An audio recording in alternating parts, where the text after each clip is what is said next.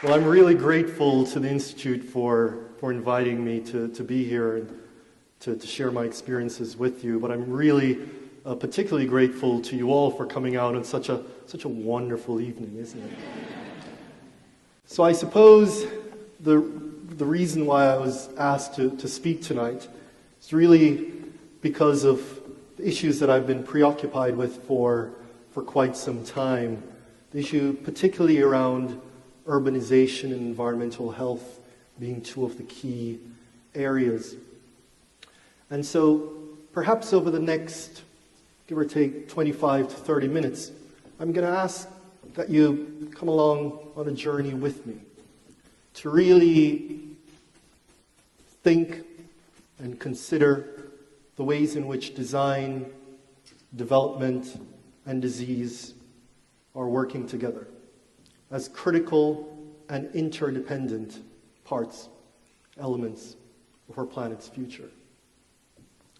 And I would say, first and foremost, in order to do this, in order to really, really do this over the next, let's say, half an hour, it's really going to be important to just for a while anyway, suspend everything we know, or everything we think we know, about the way that these three areas work together.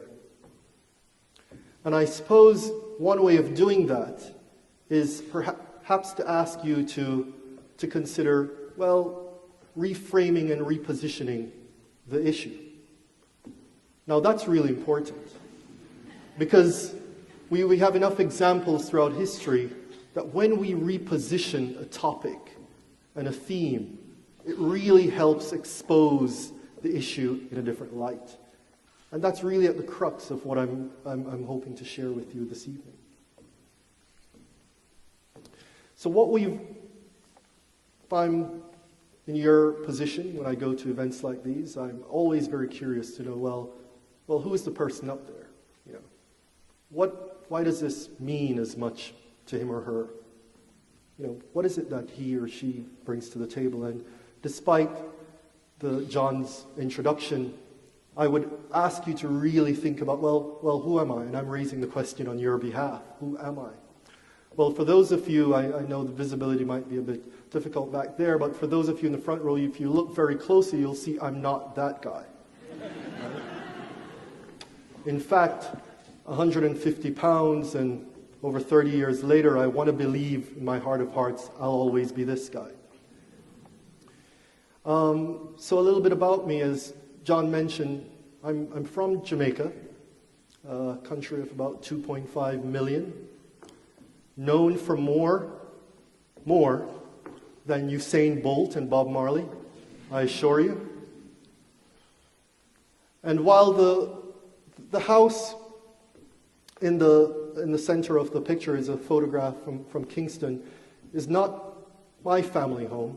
It very well easily could have been. You see, I was born into a household of 8 within an environment, a physical environment that was perhaps more suitable for 4. And by the age of 14, my dad developed a rodent-borne disease, which was directly attributed to poor living conditions. And I guess that disease, well, ultimately gave him a blood clot, which left him paralyzed, immobile, for 7 years until his passing.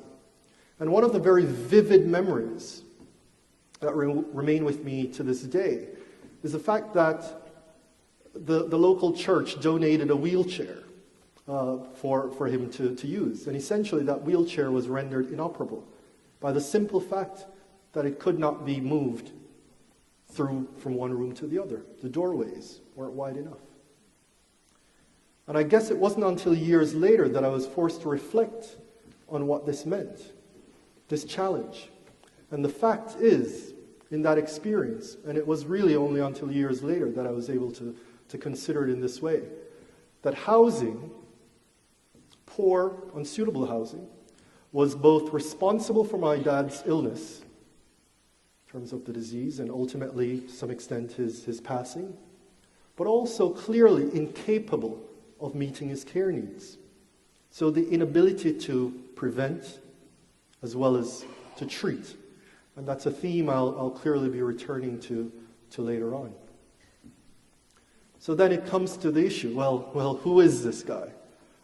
And some of you, I'm sure, already know. He's Fritjof Capra. Some consider him to be a kind of father of systems thinking. But what Capra asks us to do is to consider the world. Well, first of all, to really think about the world differently in terms of a completely different paradigm.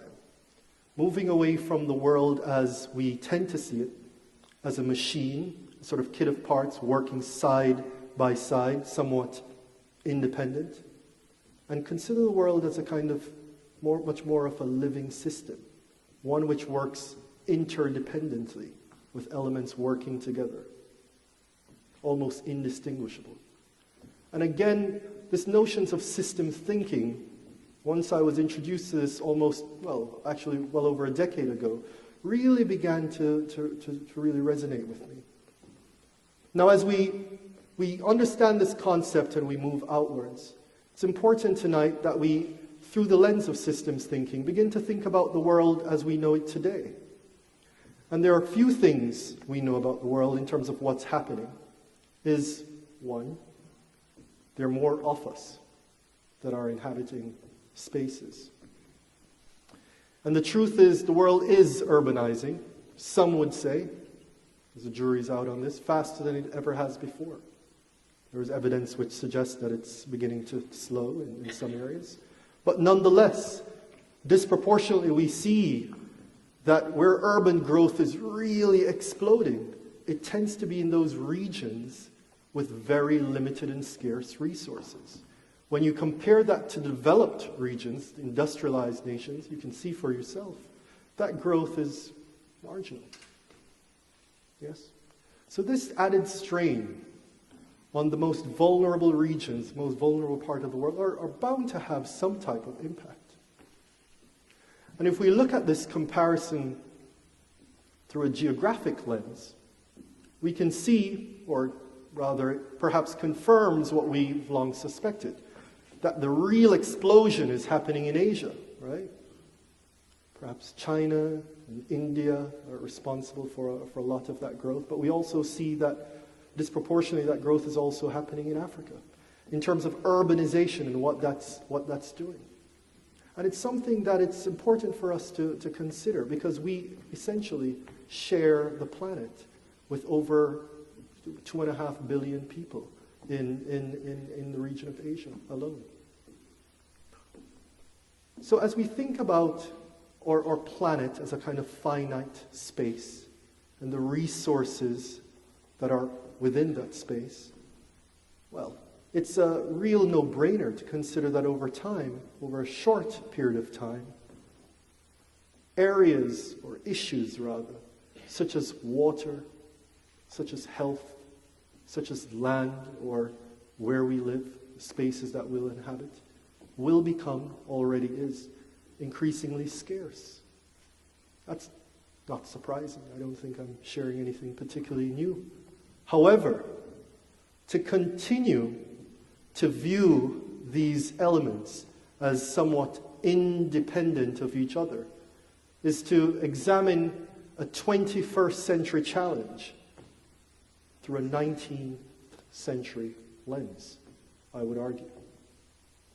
And as we see the population explode, in 2013 we're looking at about, give or take, 7 billion, to over the next 40 years, a world in which 9 billion of us will have to kind of coexist.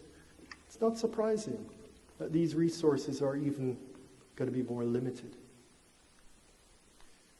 You know, when we think about where it is that we're all living and moving to, I'm not quite sure about the conditions in Minneapolis where this is concerned, but when I think about colleagues of mine who are living in either Manhattan or London, a lot of them are seeking with their families to kind of move out, right? To move out to neighboring Long Island or New Jersey, or in London, some will move to neighboring parts of Essex or or places nearby where perhaps real estate is less expensive, perhaps there's more land space.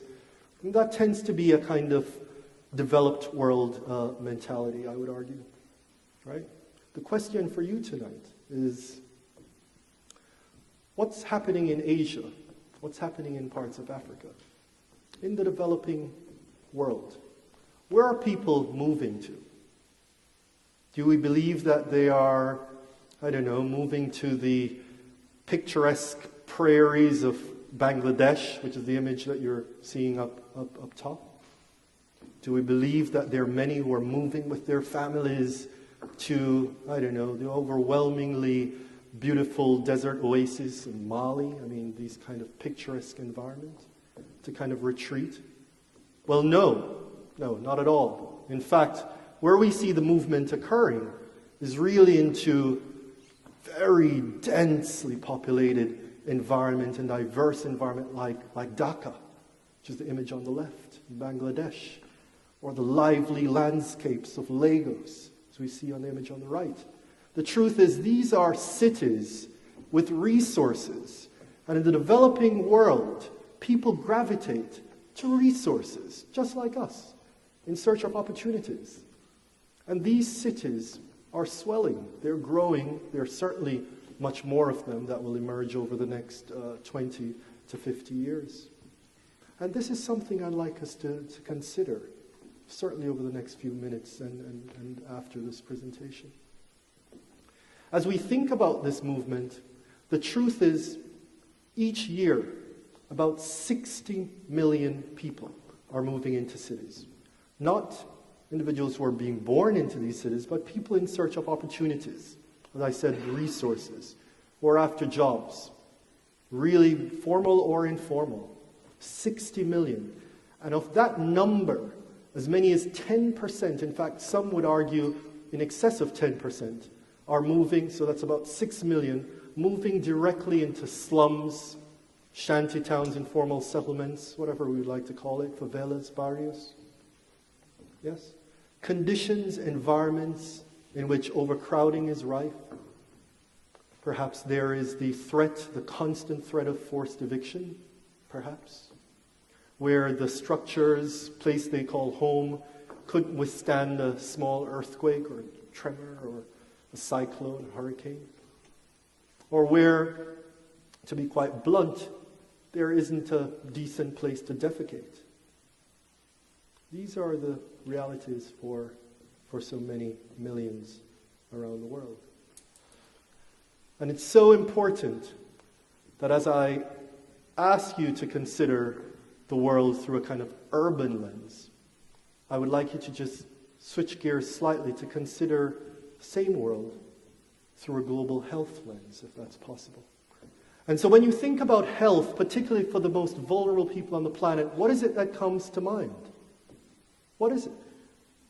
Is it the fact that 5 major diseases are known to be responsible for 90% of all deaths from infectious diseases? Does that come to mind? Or is it that if you're born in a country like Uganda today, you are 800 times more likely to die from respiratory diseases than if you're born in a country like the United States today?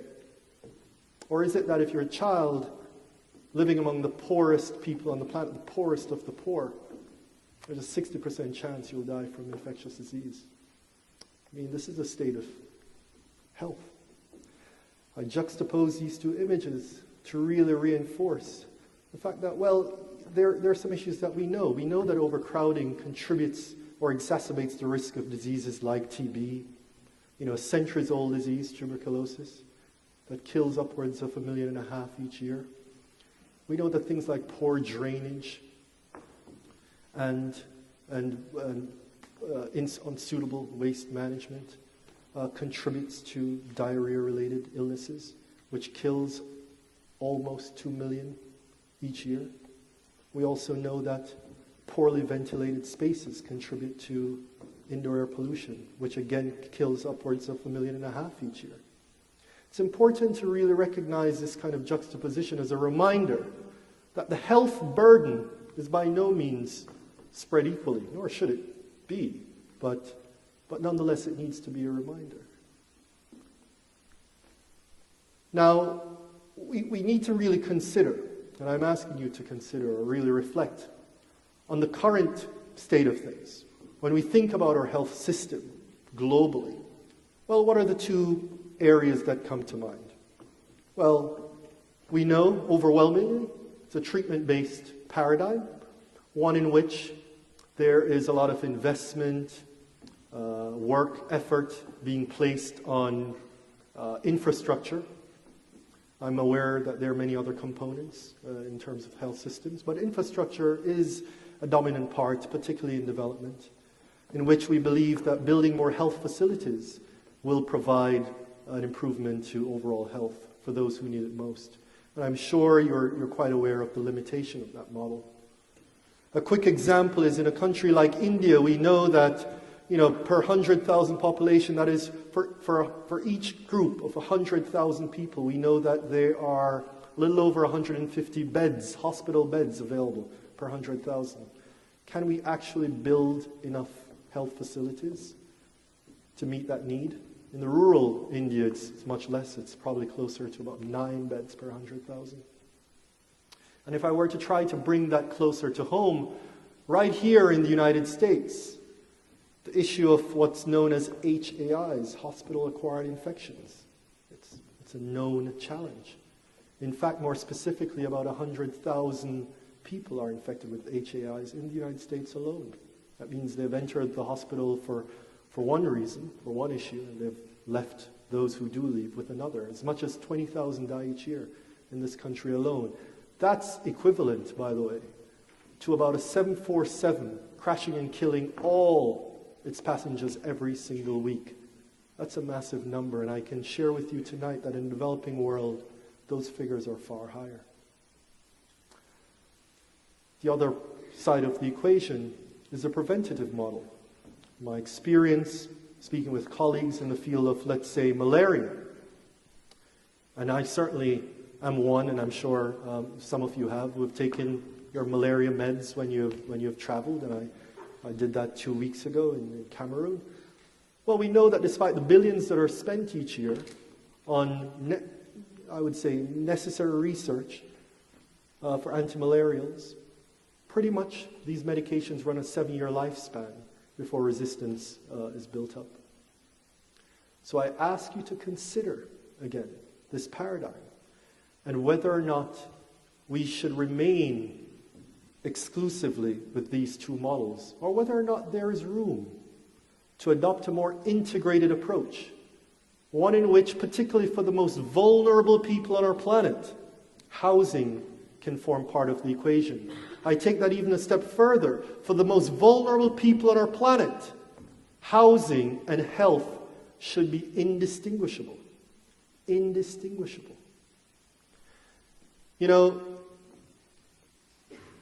This concept, indistinguishable concept, it's been around for a while. In fact, the Greeks had something to say about this. And you know the Greeks. I mean, they're good at putting stuff like this together. But the centuries-old mythological figure on the right is what many of you know, the chimera, or the chimera, however you want to pronounce it. Right? And the notion there, and the analogy I'm trying to bring to this is really much in the same way that the chimera is not identified by each of the animals that they tend to represent. It's a goat, it's a lion, it's a dragon, it's a snake. No, it's none of those, or it's all of those. The analogy we really do try to make is that for the poorest, most vulnerable individuals on our planet, housing and health needs to be indistinguishable. At the end of the day, this is about economics, isn't it? This is about getting to the root causes. But we know that unfortunately, it is the poorest countries, the least developed countries, lowest economies as well as the middle income economies that are bearing the brunt. spending certainly upwards of 10% of their GDP on health. Is that a sustainable model? Is there space, room to encourage them to think systemically about the issues? The issue being an opportunity to invest in housing to achieve desired health outcomes, therefore freeing up the budget for additional basic service expenditures. Is this a possibility? And at the same time, we're comforted by messages such as that of John Reckford from Habitat, CEO of Habitat for Humanity, who shared a year ago that in fact it's really about getting at the root cause, providing suitable living conditions, because you can build all the schools you want. If that young girl or that young boy does not have a decent place to live that protects him or her for the most dreaded diseases that they face in their community, then the issue of education, livelihood, is almost irrelevant, because so many, and that is a sad truth, do not make it. Do not make it. About 3 years ago, researchers at Oxford University worked with the UN Development Programme to expand upon the HDI, the Human Development Index. And for the first time, what emerged was the MPI, Multi-Poverty Dimensional Index, which aimed to extract from the known HDI specific components. They began to highlight the fact that these three deprivations, living conditions, living standards, health and education, were vital for reversing the cycles of poverty. And for the first time, and we were really encouraged by this, we began to look at components of the home, essentially. And they made it very clear that by tackling these core elements can be a vital part of improving the lives of millions around the world. So against all this, I started Archive Global back in 2006 because I believed, I saw the evidence, to some extent I lived the experience, that where people call home and the health risks they face are very much interdependent. And much, as I shared with you the experience with my dad, we believe that as an organization, we should invest in preventative strategies to address disease, to combat and fight disease. In order to think systemically, though, we also had to look at a treatment-based approach, one in which we're improving living conditions to ensure that we're creating suitable care environment for those already ill.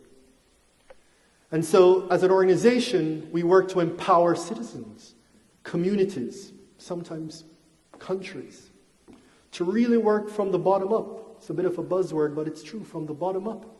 And so the image below really does give a snapshot of our work in Haiti, a country like Haiti, where we're working with residents to have discussions about how design could actually play a role in combating a dreaded disease like TB, tuberculosis. In Haiti, TB is certainly in Haiti, the highest in the entire region. It's the highest prevalence rate, about 300 per 100,000. When you compare that to the United States, which is about 4 per 100,000. The figure above, though, at the same time, simultaneously, we are working with community groups. In Haiti below, in London above, city of London. Not a lot of people are aware, and we were asked to be quite delicate in terms of how we share that information. But what is quite well known at this point is that in London, there's TB is at a 30-year high. Again, a respiratory illness. We work with residents, vulnerable residents, to discuss the way in which living conditions affect the risk associated with TB transmission there. And that's that's a practice, that's a process that continues to this day. I'll share with you, with the time remaining, 2 quick examples of our work and how we put it into action. So you all remember it was over 3 years ago that the devastating earthquake hit Haiti, killing almost 300,000 people, making over 1 million homeless. We were interested in working in Haiti since 2009, yet the earthquake certainly exacerbated an already dire issue. Well, we wanted to consider ways in which we could draw attention to the role of improving or building new houses as a key means of improving the health of local Haitians. So we launched, with the help of the UN Special Envoy and a senior representative from the WHO, an international campaign called Kai Santin en Haiti, Creole for Housing and Health in Haiti.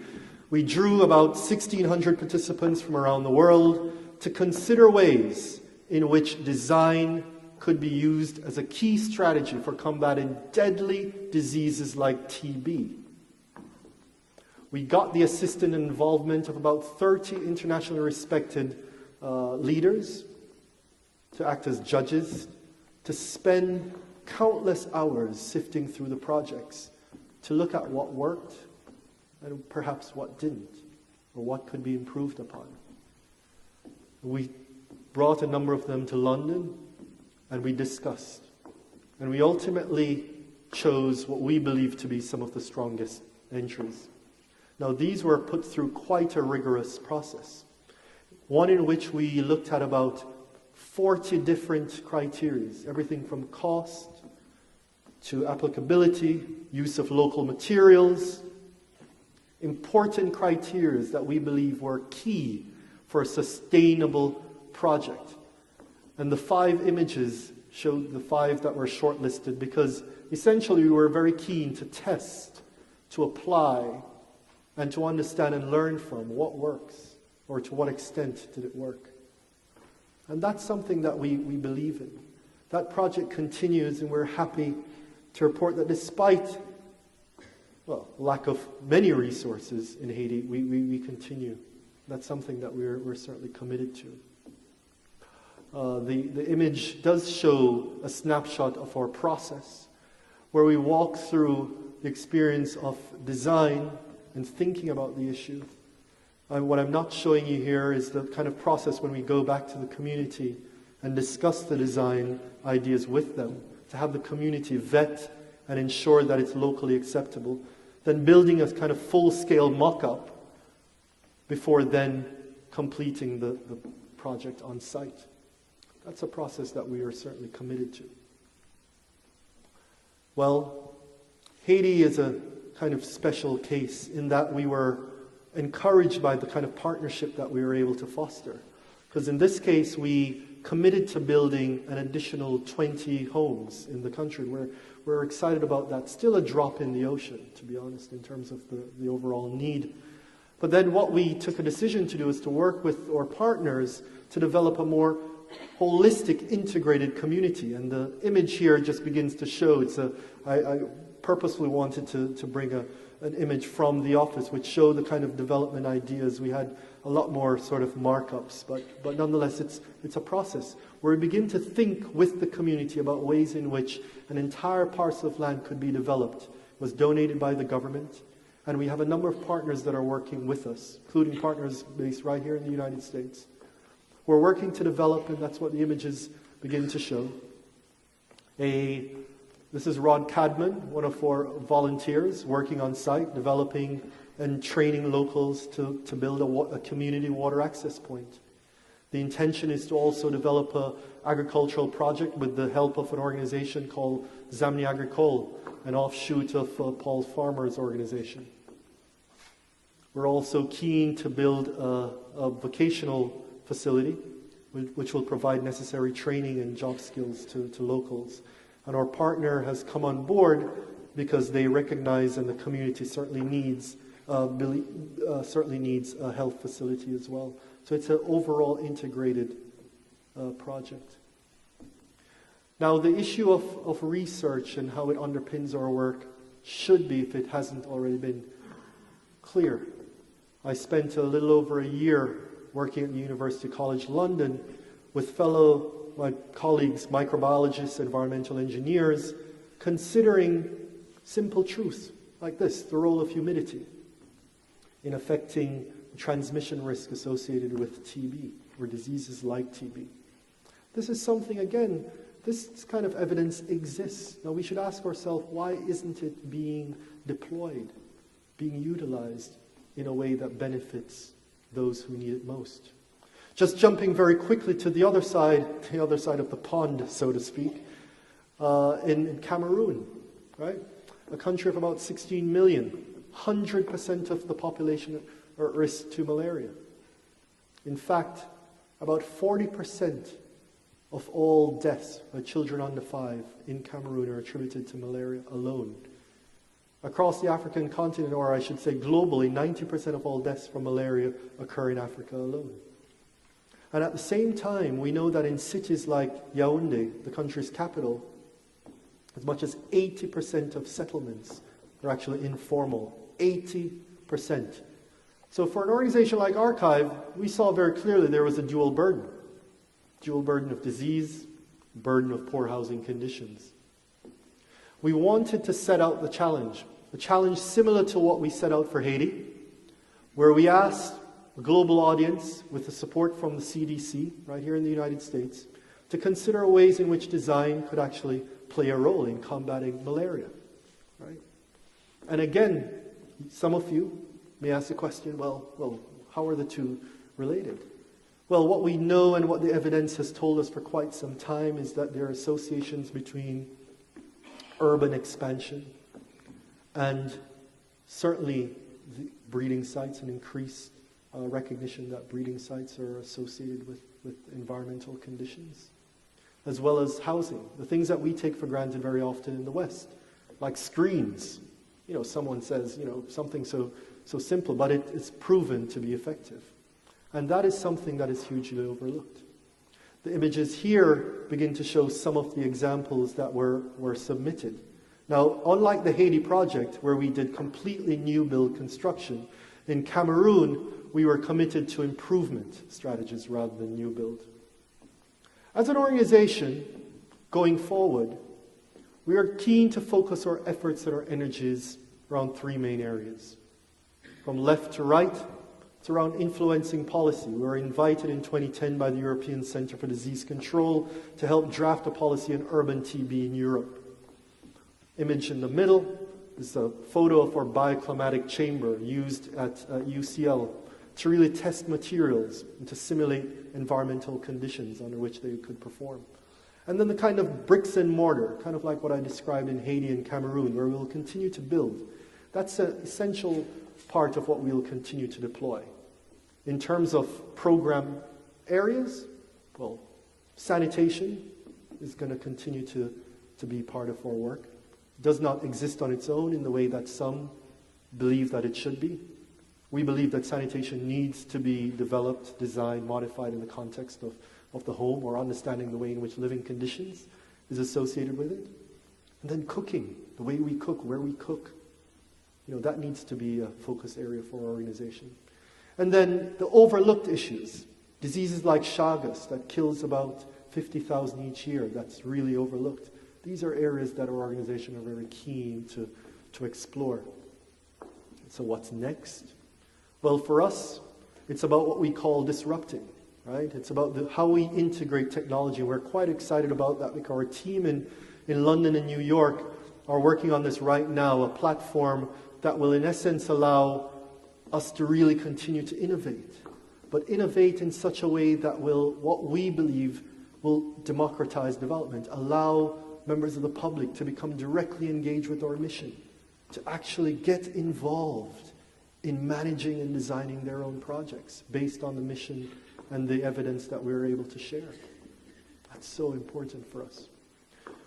So as I draw this to a conclusion, I want you to consider something that we were introduced to a few years ago. I remember reading through the development magazine published by DFID, the UK Department for International Development. I guess that's more similar to USAID. In which it was argued, well, it's not rocket science, right? It's medical science. You get medicines to people who are sick and they'll get better. Now, in all fairness to DFID, what they were really trying to highlight here was the inherent barrier in the supply chain model, and the importance of getting medicines to people who needed it most. And that's something that we believe in. However, you see, we don't believe it's just medical science. As an organization, we continue to believe, we believed then and we certainly believe now, that among the poorest people on our planet, housing can be, but should be, a central strategy for improving health. Now, I just want to share with you one more thing.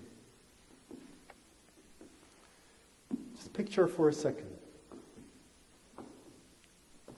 a woman by the name of Quincy, who lives in South Africa, where 100,000 people die each year from tuberculosis alone.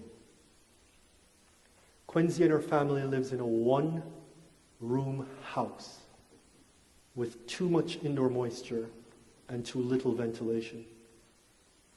Well, as an organization, we're keen to use simple, low-cost, low-tech strategies such as this.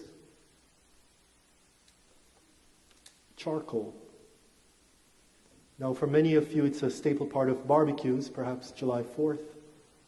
But for Archive, a biodegradable alternative means a cheap building material that greatly reduces indoor moisture, therefore works to combat diseases like TB, and therefore save lives. Thank you very much.